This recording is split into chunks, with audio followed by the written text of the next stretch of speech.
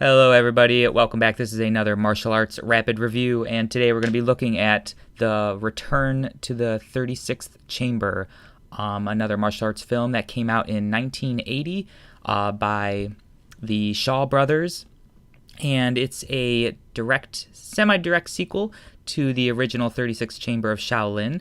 But this one's a little weird for me. Let's go over the plot first. So it kind of starts off at a fabric dyeing mill, and we see that the main owner of the mill hired some kind of like enforcers to make sure the workers are doing their job, but in order to have them get paid, they decide to take 20% of the wages from the workers. So obviously the workers aren't happy, and in the beginning of the film, pretty much for the first 30-45 minutes, it's them kind of at the mill, and they try to recruit the help of a fake imposter monk who's just kind of like an actor, and they try to get him to use his acting skills to pretend he's a Shaolin monk to persuade the owners and the hired guys, gang members or whatever, to leave them alone and get back their wages. However, this kind of gets foiled, and the Shaolin monk basically gets beaten, and they kick him out. So the Shaolin monk decides to go to find the Shaolin Temple and learn some Kung Fu in order to come back and help him out in the meantime. So the workers are just like, okay, I guess we'll just wait for you. Meanwhile, I found out that it actually took like a year for him to learn martial arts. But anyway, so the beginning of the film was pretty good. It kind of didn't really have anything to do with the Shaolin Temple, but I thought it was okay. The fighting was okay. Then the middle of the movie, where he's actually in the Shaolin Temple, that's the kind of boringish part. If you remember from the first film, I don't know if you saw it or not, but I reviewed it earlier. A lot of the movie is dedicated to him training in the Shaolin Temple, doing each of the 36 chambers, which, if you don't know, each chamber is kind of like its own training room, where you have to kind of like pass tests and basically build up a strength in a certain body part or something like that. But anyway, so the middle, pretty much 2/3 of the movie is probably devoted to the Shaolin Temple. And it isn't until he eventually inadvertently learns Kung Fu. And this is why the movie was weird for me, because it's kind of like a comedy film. And in that sense, there's lots of laughs, there's lots of comedy fighting. Even when he gets to the Shaolin Temple in his training, there's comedy. So the main character himself is kind of like a goofball, and he inadvertently learns Kung Fu, and it isn't until he makes it back home again, saying that, oh, I never learned anything, I wasted all our time, that he actually finds out he did learn Kung Fu. So it's really weird. However, I was getting a little bored at this point. They weren't showing too much stuff off. However, I urge you guys to wait until the end. This movie is worth it all the way to the end, because the last, I think, 21 minutes of the film, once you get to that point, it knocks it up to 11. I mean, the martial art fighting for the final scenes is amazing. And I'm not going to spoil it or anything, but it does involve a couple stools and lots of like large numbered fights where it's like one versus like a bunch.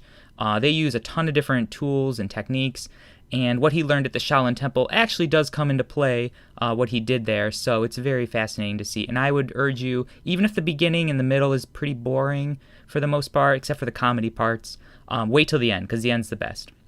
So anyway, let's go to my scoring. So again, if you're not familiar with my scoring, it's a 1 through 10, where 5 is kind of the average. It's not really good or bad, it's just kind of like middle of the road. So the story portion, I actually rate a 7. It was above average. I thought it was interesting take to do a comedy, but the story kind of held me. You were kind of rooting for the dye workers to succeed and beat out the bad guy. It wasn't some grandiose story. It was very centralized just among the temple and the dye factory, but it worked. The music, however, I have to rate like a 2. It was pretty poor and didn't really fit with the film. This is kind of the worst aspect of the film, in my opinion. When you listen to it, it kind of sounds like they are taking inspiration from westerns, like cowboys and stuff, or spaghetti westerns, mixed with like weird Eastern Asian stuff, but it didn't really work. A lot of it was upbeat when it didn't fit for me. I don't know. It was just weird. So I had to rate it a 2. The effects, I give it a solid 8. they were pretty good for the most part in the beginning. However, the ending was where I think you got the most from it, and everything there. I mean, I don't know how much stunt work was actually done. Again, this is a 1980 film, but what was there was freaking amazing, especially the end. So I have to give it a solid 8. And that also leads me to fighting, the overall fighting in general. How was it? And I have to rate that as solid 8 as well. It was pretty on par with the first film, just for the last part. The beginning was all right. The middle was pretty. It didn't really have much fighting, but what it did have was all like comedy-ish and stuff. But the ending, I know I keep saying this, but the ending is really what does it for me.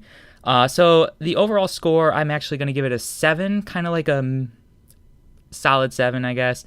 I don't remember what I rated the first movie.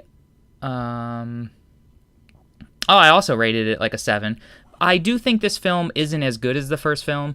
However, I would urge people to watch it just because of that ending. So get through the first part, get through the middle, boring, where he's at the Shaolin Temple just kind of goofing off, and watch the end because that's the best part of the movie. And I would definitely say the ending kind of brings it up higher to what it normally would have been, maybe like a 6. So I have to give it an overall of a 7. So I would urge people to go check this movie out, especially if you've seen the first one. I did see that there's a third film. But I don't know. I'll check them out eventually. And anyway, this was Shorty. This is my rapid fire review, and I'll catch you guys later. Bye.